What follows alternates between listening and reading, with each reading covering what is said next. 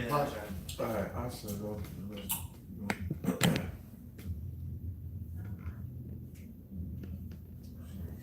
I'm look blind trying to look at the damn screen. We good, right? Yeah, we straight. Shalom, Israel. We'd like to give all praise, honor, and glory to Yahawah, BaHaSham, Yahawashi, BaHaSham, Qadash. God bless to the apostles and elders of GreatMillStone. And shalom to like out there doing this work of faith and live with love, true sincerity. All right, so brothers Jim at Soldier Faith, New Jersey. Here with the weekly lesson. Today we want to get into the spirit of what is it again? Don't create your own suffering, right? Right. Yeah, don't create your own suffering. The Lord puts us in certain predicaments that He wants to put us in, and for certain things in which we need to get through in order to build up our faith. But the basis of things is you can't try to create a situation of turmoil for yourself and try to proclaim that that's of the Lord. That's artificial. We deal with things in the right way that's actually spiritual. You can't try to make your own way in this thing and try to force something to be in the spirit when it's not really in the spirit. So with that. All right, so this is 1 Peter chapter 3, verse 13. And who is he that will harm you if ye be followers of that which is good? And if ye suffer for righteousness' sake, happy are ye, and be not afraid of their terror, neither be troubled. And that's the point. Who will harm you, if you're doing what's right? And ultimately, what harm is going to come to you if you suffer for righteousness' sake? Brothers got to understand the difference with that, and what comes into balance is what that mind of wisdom that the Lord has bestowed upon you. You can take whatever scenario and try to twist it and make it seem like something that it really isn't, but that's only based upon your own vain opinion. You got to really be able to see past yourself and see through that, be able to see spiritually, what's suffering for righteousness and what's not. You creating your own situation, that's not necessarily suffering for righteousness, but the Lord creating that. And when you absolutely have no way out, or you're down to like one or two options, and you got to say, well, this would be better for me based upon this, then you can say that that's of the Lord, when the Lord put you through those certain situations. But how does Scripture say? What's that? 1 Timothy. What's that? Lord, no temptation. Somebody can grab that for me. No temptation.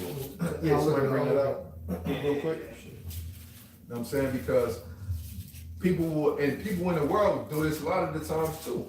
They put themselves in a certain situation based upon whether it's poor money management, or they just didn't know how to go about something. They just did something just stupid, and now they're in a position like they might have just went off, on their boss, on their job or something. Now lost their job. Now they're sitting there thinking, now what I'm going to do? When you have no faith, no backup plan, no nothing, now you're just out there and you're saying, well, God wanted me to go. No, you put yourself in that dumbass position. You know what I'm saying? So, or even like, if I can add, like even like selling drugs.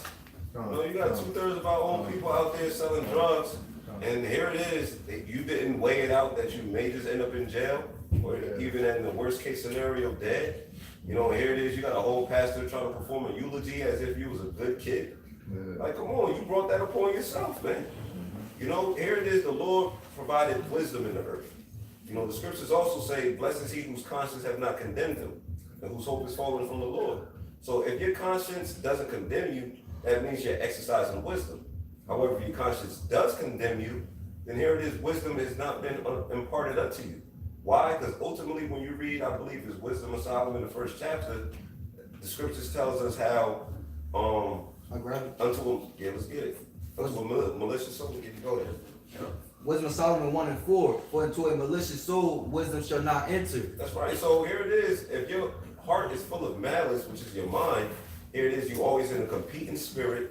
You know what I'm saying? Here it is, if you always in the spirit of guile, you're trying to get over, on a brother, wisdom's not going to be able to dwell with you. Why? Because you're calcified, man. You're calcified, and you're choosing to lean upon your own vain opinion and not leaning upon the understanding of Yahawah, Yahawashi, operating under the scriptures. You got it out. This is 1 Corinthians chapter 10, verse 13. There have no temptation taken you, but such as is common to man. But the Most High is faithful, who will not suffer you to be tempted above that ye are able. And that's the point. The Lord will not suffer you to be able to go above that which you are able to do.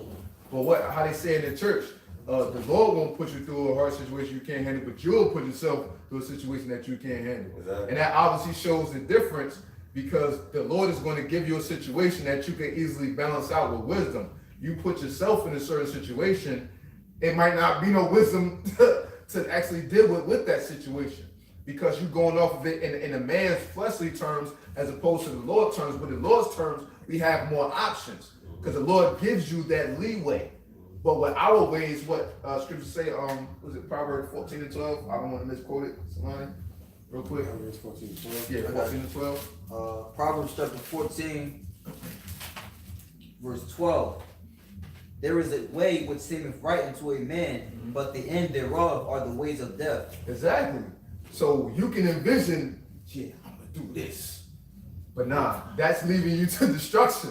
You know what I'm saying? Because what? You're going off of it on your own vain opinion. Everything within is truth. We have to truly leave it up unto the Lord. The Lord gives us that leeway to, okay, well, I'm going to see which way you want to go, this, and the third. But he has to set the path for us. If you're trying to curve your own path, that's where you immediately go wrong, man. Yeah. You know? Because essentially you're trying to climb up some other way. Can somebody go Romans 5 and 3 real quick? You know what I'm saying? Because here it is. The Lord dealt with each man a measure of faith. How is one's faith built? One's faith is built by the particular tribulation that you go through. Here it is. The Lord will impart unto you a certain faith according to what he know you can deal with and handle. Because he's the one that's going to put you in the situation in order for him to impart this particular faith unto you. That's the measure of faith that the Heavenly Father distributes. You know what I'm saying? And when we get into Romans, the 5th chapter, it gets into the chronological order of your faith, i.e. your hope, being built up. Somebody got it? Yeah, I got it. This is Romans chapter 5 and verse 3. Well, should I start at 1? Okay. This is Romans chapter 5 and 1. Therefore, being justified by faith, we have peace with Yahawah through our Lord Yahawashi Mashiach, by whom also we have access by faith into the grace wherein we stand, and rejoice in hope of the glory of Yahawah. And not only so, but we glory in tribulation also. Yeah, we glory in tribulations. We glory in tribulations because why? Essentially, we have the understanding that's where faith is built. You know what I'm saying? We don't necessarily glory in the process of tribulation. We glory in the end result of the tribulation. Because why? You never know how a particular situation is going to play out. You know, when the disciples got beat up for the name of the Lord, when did they rejoice? After the fact. They weren't rejoicing when they was getting their ass kicked, when they was getting beat up. They rejoiced after the fact. Right? Go ahead. It says, and not only so, but we glory in tribulation also, knowing that tribulation worketh patience. And this is the order. Tribulation worketh patience. Patience means to what? Suffer. Right? Go ahead. It says, in patience, experience, and experience, hope. That's right, because experience means what? That you're tried out. You know? That's where experience is built. That's why, here it is. If you've never been through nothing, how you know you essentially have experience? You know? The more you engage in a particular situation or activity, the more experience, or the more you're being tried out, which in turns, the more perfected you will be. You know? Because the Lord demands his men to be perfected. The scriptures speak upon how we're going to have white robes. White represents purity. You know, and in order for us to be purified, we have to go through hell. The Lord has to try us out. You know? And essentially that's a test. You know, tryouts is nothing but a test. If you ever tried out for the basketball team, if you ever tried out for the football team, you're being tested. They're seeing how well your endurance is. They're seeing how fast you run. They're seeing how your pull-up jumper is. Are you able to shoot free throws? You know, are you able to run a 1 and 2? You know, are you able to accomplish a 3-man weave? Whatever the case may be, whatever they may be testing you upon, That's in the case of scenario of you being tried out. You know, and once that experience is built up, you feel confident because you came out on the other side. And essentially what gets built up? Hope. You know, which is interchangeable with faith, man. You know? But the Lord has to put you through those situations, you know, for you to be built up, because he's the one imparting the spiritual gifts of knowledge, wisdom, understanding, and faith. You can't give that to yourself. You know? Yeah, I got something to back them up right quick. Yeah. Brothers and this 1 Peter chapter 4, verse 12. Beloved, thinking not strange concerning the fiery trial, which is to try you. And that word fiery trial, right, goes into calamities or trials that test the character. So you gotta be put through that fire, those trials. You can't create your own situation and be like, you know what, I'm suffering. You got these fake tears coming down your eyes.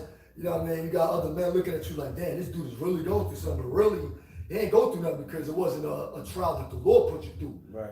You put yourself through your own trial. You're playing victim. Exactly.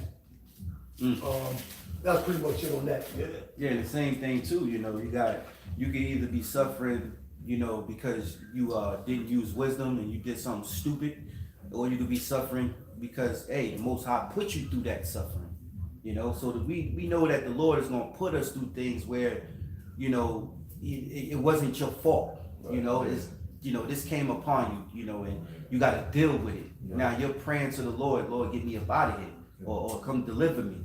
You know, not for when, if you know, go and pull out a sword on somebody and act like that, like you getting locked up by the cops wasn't going to actually happen. You know, and then you saying, oh, I'm in jail, man.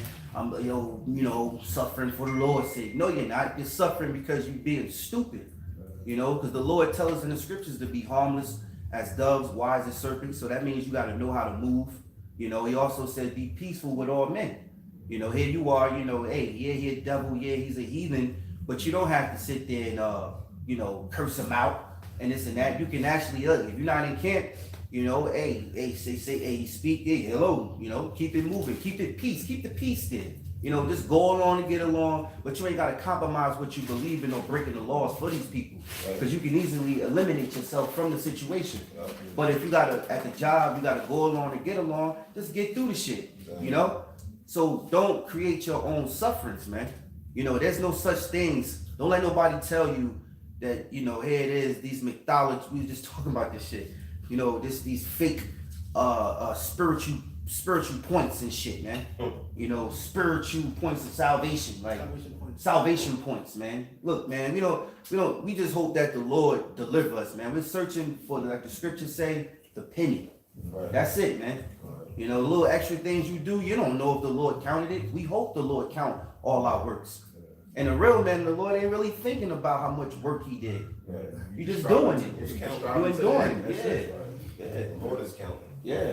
They're not supposed to be doing counting. I got some. This is 1 Peter chapter 1, verse 13. Wherefore, gird up the loins of your mind, be sober, and hope to the end for the grace that is to be brought unto you at the revelation of Yahawashi HaMashiach. Hey man, because that's spiritual, because it all starts in the mind. You know, your mindset. However your mind is set, that's where the body is going to follow. So that's why you gotta be girded up in your mind first and foremost, man. You gotta make sure your mind is right. Because if your mind is right, you're gonna collapse, man. You're not gonna make it. You know? Hey, too, like, I think since brothers mentioned like points and all that type of stuff in the scripture, that you can read that one more time, because that's a good point. This is 1 Peter chapter 1, verse 13. Wherefore, gird up the loins of your mind, and be sober, and hope to the end for the grace that is to be brought unto you at the revelation of Yahawashi HaMashiach. Right, and so it's all about what? Your mind being sober, clear-minded, without obstruction. If you're worried about points, your mind is obstructed now. And it said what? You have to hope for the end. Because every man is supposed to be striving until the end. So if you let your mind be obstructed by the thought of you doing something for a point, then what you're doing doesn't become sincere. You know what I'm saying? Because now you're doing it because you believe that you're getting these points. So now you're doing it in a selfish way as Right. opposed to doing it sincerely. Right. Because the scriptures tell you in I believe it's, somebody get it real quick, 2 Corinthians, I believe it's like 4 verse chapter 4 verse around like verse 5 or something like that. Start there. Hey, I got just a quick definition for you. The word sober in the etymology online dictionary. All right. It says moderate in desires or actions, temperate, restrained, especially abstaining from strong drink, right? Because we know that can refer to drinking liquor. It says also calm, quiet, not overcome by emotions. It says sober, not drunk, of course. You know, that's it. That's it. Not overcome by emotions or even doing things to try to cause some type of effect or emotion or from the people, man. You know, trying to put yourself in a situation to where, you know, okay, you know, this man is coming carnally, you know, so you can't be jump out and be want to be in the forefront of affliction, man. When Eve really, you don't really want that smoke from Eve yet, man. Yeah. You know, Yeah. they ain't really want that smoke, man. You know, Right. you see, you know, and don't tempt the Lord, man. You know, and also you don't force the course of the river, man. Right. Exactly. Yeah, real quick, this is a little part, little bit more. It says meaning, render grave or serious. You know, being sober is being in a serious mindset. You know? BaHaSham, can I finish reading it? So add on to you, right? This is on 1 Peter chapter 1, verse 14. As obedient children, not fashioning yourselves according to the former lusts in your ignorance, man. You know, and that's really being that old carnal man. You know? Okay, you gotta be in a meek and humble spirit, man. You know? Okay, you want to be defended by the Lord. You know? Okay, you don't want to be this prideful spirit, you know, to where, you know, you might get caught up on the wrong side of the Lord, man. Yeah. You know? Hey, and real quick, if I can add, because even going back to that term of mindset, you know, because it's a gem, because like your thoughts, like if you sow a thought, you know, you sow the action and within that thought process. You know what I'm saying? And here it is, after that action, you know, it becomes a habit. You know, and once you get caught up in the habit, that determines your character. You know, and your character determines what essentially your destiny. You know, so here it is. If you don't examine yourself, you know, in certain things or certain ways that you may be moving, being wrong, you essentially end up condemning yourself. You know, you getting yourself kicked out of the truth. You know, but here it is. If Yahawashi is actually something with you and dealing with you, you're going to be able to pick up on the wrongdoings, your own wrongdoings, and correct them. That's what the suffering is for. The suffering is for correction. We grew up in America. Right. You know what I'm saying? We grew up in the cesspool of a kingdom where feelings and emotions is at the height. Right. You know, we make decisions off of that shit. So here it is. So the Lord puts us through situations to humble us. You know what I'm saying? So where now we gotta think. You chill out. Yeah. You know what I'm saying? Apostle Gabar made a solid point. Y'all, when you do good, forget it. When you do bad, think. Right. You know what I'm saying? Because now you start to maneuver in logic. You know, you maneuver in logic and you totally start negating emotions. Though you may have emotions, Right. but you teach yourself through the spirit and power of Yahawashi not to act upon those Right. emotions. Hey, That's what it's about. Yeah, and I say this too. We was already speaking about this, but you know, don't let men that ain't right trick you into thinking that using wisdom is a sign of fear, because Right. King David, used wisdom. A lot of all of the ancient mighty men of the Lord used wisdom. Yahawashi himself used wisdom when he escaped. They tried to push him off the cliff. He escaped. Hey, because this is the thing, man. You gotta understand when to apply the saying of when certain guys use "I don't give a fuck." We know what that means. Like, all right, you willing to take whatever the consequence is for the action, right? But it's a certain time when you apply that. If you're in a situation to where you can't make a decision to get up out of the situation and you got to just deal with it, that's when you apply I don't give a fuck. I'm gonna leave it into the hands of the Lord.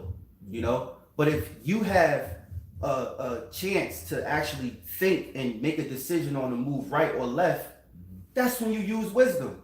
So don't let these guys trick you about like, if you scared. Oh, you scared now. Like, what the hell are you trying to trick, man? You know? Yeah. It's about using wisdom in the Lord. Did not the scripture say that knowledge and wisdom shall be the stability? What's going to keep us stable? The knowledge of knowing is true, and the wisdom that the Lord gives us to use is going to keep us stable in the very end, man. You know, the Sicaris had that thing too, that they would take vengeance in their own hands. So the Lord set them up because the Messiah was built by Herod the Great. So the Lord got a sense of humor. He, you know what I mean? He set them up to go at a specific mountaintop, and they started committing suicide when they seen the Romans come in and the Herodians coming into, it was really the Romans to take them down in 73 AD. But the Sicaris put a lot of Israelites in danger. That's what Sicari means, dagger. And it pretty much, they don't care about nobody. Like, man, forget you, what y'all saying. That's why Yahawashi said, flee to the mountains, because those that fled to the mountains was really, you know what I mean, really the faithful men. Right. You know what I'm saying? It wasn't just, I'm just going to stay here and fight the Romans. They ain't going to beat Esau with their damn weapons. Are you serious? Hey, that's a good point you made. Right then and there. Why did the Lord say flee and run to the mountains? Because guess what? This is a fight you can't win. Exactly. This has to happen. So get your ass up out of here and move on. Yeah. You know? I think a brother had brought that out in Kent. He rebuked, Yahawashi rebuked Peter. He said, "Get thee behind me, Satan." Right. All right, because Yahawashi understood that it was just time to go through what he had to go through, and Peter was basically being, thinking carnal, thinking in the flesh. Right. Pulled his sword out and he acted upon his own emotions. Right. Right. Because if Yahawashi could have like, yeah, that's right. Look, get away from me, and then started a fight, that would defeat the purpose of the whole thing that's written. It's his whole, it's his mission. And that's essentially Satan. essentially you going against the word of the Most High. You're going against the will of the Most High. If that is to happen. You know what I'm saying? So you're not really fighting that physical entity that you see right in front of you. You're fighting the will of the Lord. That's why the scriptures say our warfare is not carnal. Yeah. That's why we tell you, brothers, that start with the heads, the apostle and elders, GreatMillStone, that look, man, this fight is a spiritual war, man. It's really a fight within yourself. It's you fighting yourself, because you have to fight off the emotions and mortal thoughts. You got to cast away the burdens of man. That's hard. But if you got faith in the Lord and you praying, the Lord can help you with that. Not this man that want to actually be a forerunner for being persecuted. That shit crazy, boy. That's a suicide dummy, man. This is what Yahawashi said. This is St. Matthew chapter 24, verse 20. It says, "But pray that your flight be not in the winter, neither on the Sabbath day." So, it's the wise decision to flee, man. There ain't nothing wrong with retreating. Right. They got something called the tactical retreat. So you can live fight another and fight another day. Fight another day. Hey, real quick, another thing too, is another way of using wisdom is whatever the situation is. If it's that typical situation, another way of using wisdom is not saying nothing at all. Yahawashi used that tactic, The scriptures say, and Apostle Barrow has mentioned that even a fool seems wise when he holds back his tongue. You know what I'm saying? Hey, because hey man, Peter was talking spicy. You're like, look, Lord, I die with you. You know what I'm saying? You're like, man, Peter, you gonna deny me 3 times. You know what I'm saying? So like, Peter was caught up in the spirit of, being extra confident, and things of that nature, not showcasing fear. Right. But what? It's a humbling situation. Right. You know what I'm saying? Once Yahawashi said that, like, look, you gonna deny me before the cock crow, you gonna deny me 3 times. And what? That had to be fulfilled. Peter denied the Lord 3 times. They asked him, "Do you know this man? Were you with this man?" and things of that nature. He said, "I've never seen a man." And here it is, he was second in command under Yahawashi. Remember what Satan said? He wanted to shift Peter like wheat. Yeah. He was on Peter's ass. You feel me? Peter got humbled. He didn't just wept. He wept Bitterly. bitterly. You know what I'm saying? He got humbled. So come on. Don't get beyond your bridges, man. Right. We just We never know what our lot is going to be. All we gotta do is continue to teach the Lord and teach this word of the Lord and just have faith. Right. You know what I'm saying? The Lord will deliver us. Hey, that's a great punch you make, man. Just do the work, man. Yep. You know, not doing too much, man. Yeah. Let's stop doing too much, man. And be edifying, man. When Exactly. you're doing something out there for the people, man. Be of some type of edification, man. Right. You know, in no sense of throwing up something and no scriptures coming out, man. You know, that's not edification, man. We still gotta wake up the elect, man. You know, we still got a job to do. You know, okay. We know Esau's trying to plan what he's about to do. You know, but we still have this platform, man, to still continue to do the work, man. You know, don't push forward that time to when that time is not even here yet, man. Right. You know, we see it in the working though, man. But you know, you can't just like the brother said, man. You want to be the forerunner. What do you want to be the forefront? Coming out of obscurity to be up in the forefront now. You know what I'm saying? Like you really catching the heat, man. Yeah. You know, like I said, man. Trying to Hey, man, prove that hey, man, you cats out there, man. You ain't ready for the smoke he got, man. You ain't ready for it, man. Verse 20 again, it says, but I pray that your flight be, pray ye that your flight be not in the winter, neither on the Sabbath day, for then shall be great tribulation, such as not since the beginning of the world to this time, nor ever shall be. And except those days should be shortened, there should no flesh be saved, but for the elect's sake, those days shall be shortened. So there's a great tribulation that that's never been recorded in biblical history. Right. And there's been great tribulation. This book is known as the book of Lamentations, mournings, and woes. So we got times ahead of us that no man is that we don't know what's gonna happen. We don't know if we're gonna bug out, we're gonna stay strong. All we can do is just pray to the Lord that He keeps that spirit on us. Right. You know? Right. And guides us and leads us into the right. Because it says, pray that your flight be not in the winter. We're gonna be fleeing from persecution, man. Being pilgrims on the earth. Right. That Second Ezra 16th chapter. Right. Hey, Job the 5th chapter. Job the 5th chapter. Yeah. And Daniel was locked in a dungeon with 7 lions. That's a situation. That's a situation. Like he didn't know he was gonna be there. So if you locked in a dungeon with 7 beasts newly created that you've never seen before, you mean to tell me you ain't gonna be scared? You mean to tell me you're not gonna be scared? Come on, so let's be for real. We dealing in reality, man. Right. Let's deal in reality for once. Be real with yourself. And that's another thing. If you're not real with yourself, how you gonna keep it real with other people, man? Right. You know what I'm saying? Like the brother said, teach things of edification. What does edification mean? It means to build, man. Hey, man, I say So the elect, first and foremost, gotta be woken up. Secondarily, they gotta be built up. This word is what builds you up. Experience is what builds you up. You know? Now, I was just gonna add on what you said, and both of y'all said, because I was thinking of pitches when you said that. We just have to be a tool. Think of an instrument, a tool, a certain tool, because you know this brother Carpenter, he got all sorts of tools, right? So whatever tool you are, you helping to fix or build something. Right. And that's all we gotta be. He could be a wrench, I could be an Allen wrench, he could be a screwdriver, a hammer, you know, a drill, you know, but you working to build, you know? So just, you know. Absolutely. Yeah. And that's different members of the body. You know, every part of the body, every part of the body serves a certain purpose, man. You know, not one is greater than the other. Yeah, not some loose cannon renegade, you know. Right. Yeah. Lone wolf, you know. Yeah, like you trying to do this whole thing by yourself, man. Right. You know, and man, the Lord set up an order, man. You know, just saying. Just saying. Yeah. That's up real quick. This is Sirach or Ecclesiasticus, right? Chapter 4, verse 15. Whoso giveth ear unto her shall judge the nations. The her is talking about wisdom, right? Sophia. That's right.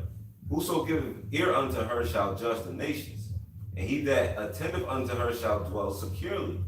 If a man can commit himself unto her, he shall inherit her, and his generations shall hold her in possession. For at the first she will walk with him. It didn't say he was going to walk with her. It said she was going to walk with him.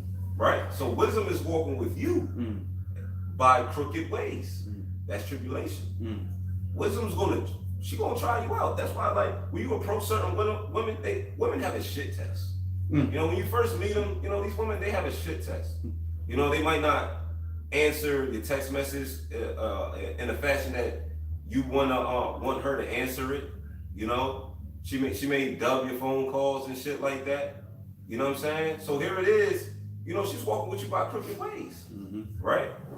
But if you continue to be persistent, you know, after she's been acting in a certain kind of manner, then she's like, all right, I'll take him serious. I'll go on that date now, right? So it says, for at the first she will walk with him by crooked ways and bring fear and dread upon him. You know, that's going through those tribulations, and torment him with her discipline until she may trust his soul and try him by her laws. You know how she torment you? Because wisdom is a spirit, so it'll be right there in your ear telling you, you know you should do that, right? You know you should not do that, right? Right. You know that will be wrong, right? Discernment. You know you be saying, I ain't doing that. I'm good. You know it's the Sabbath, right? A little bit more. It says, then will she return the straight way unto him and comfort him and show him her secrets. You know, that's when the Lord starts supping with you himself. It says, but if he go wrong, she will forsake him and give him over to his own ruin. You putting yourself in compromising situations. You putting yourself through your own hell. Right. All right, well, what's going to give you over unto that?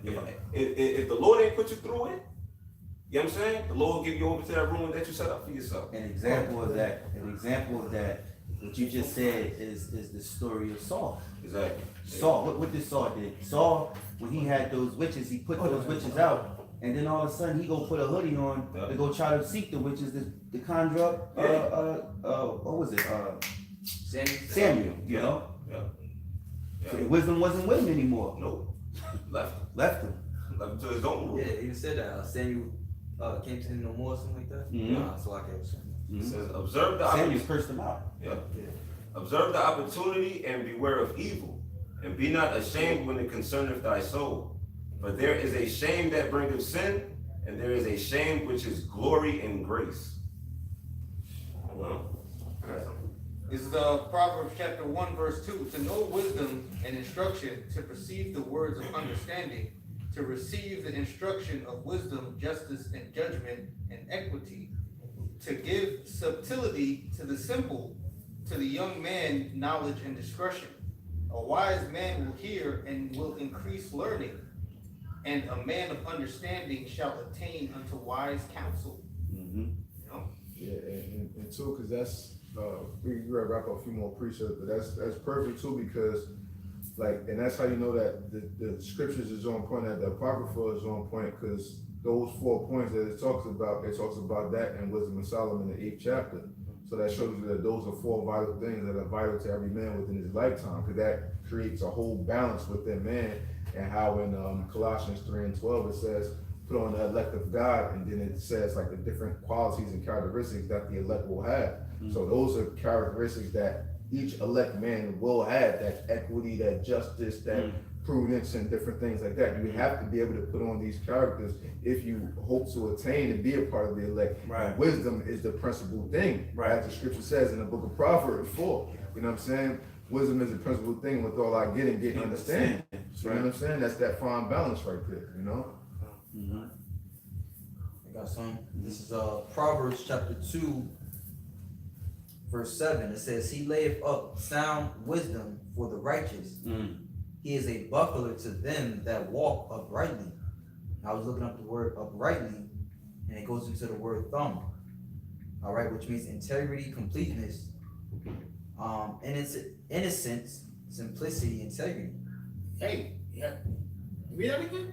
The qualities? Uprightly, it says integrity, completeness, fullness, innocence, simplicity.